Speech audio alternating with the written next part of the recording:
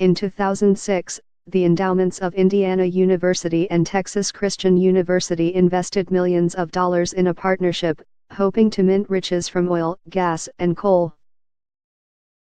The partnership was formed by the Houston-based Quintana Capital Group, whose principals include Donald L. Evans, an influential Texan and longtime supporter of former President George W. Bush. Little more than a year earlier, Mr. Evans had left his cabinet position as Commerce Secretary. Though the group had an impressive Texas pedigree, presidential cachet, and ambitions for operations in the United States, the new partnership was established in the Cayman Islands. The founders promised their university and nonprofit investors that the partnership would try to avoid federal taxes by exploiting a loophole called blocker corporations, which are typically established in tax havens around the world. A trove of millions of leaked documents from a Bermuda-based law firm, Appleby, reflects some of the tax wizardry used by American colleges and universities.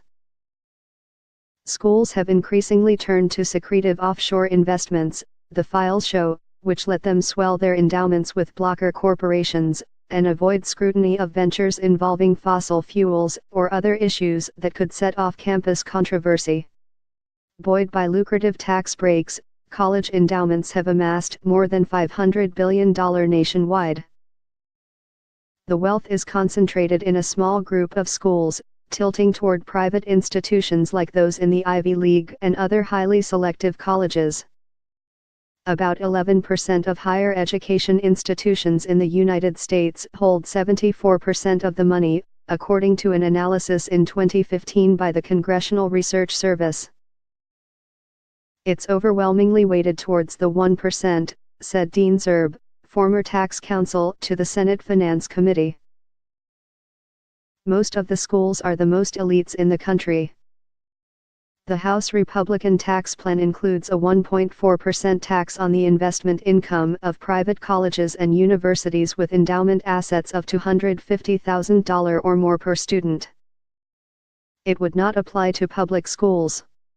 If passed, the new tax would affect about 70 elite private colleges, though it would not touch the type of offshore benefits the Texan partnership pursued.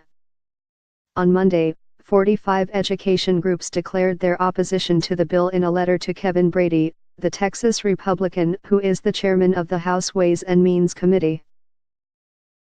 College and university endowment earnings are usually tax-exempt.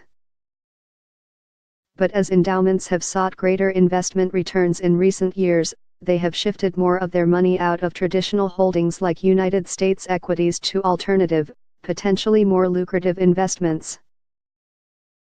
These include private equity and hedge funds that frequently borrow money, opening them up to tax consequences. When schools earn income from enterprises unrelated to their core educational missions, they can be required to pay a tax that was intended to prevent nonprofits from competing unfairly with for-profit businesses. Establishing another corporate layer between private equity funds and endowments effectively blocks any taxable income from flowing to the endowments, the reason they are called blocker corporations.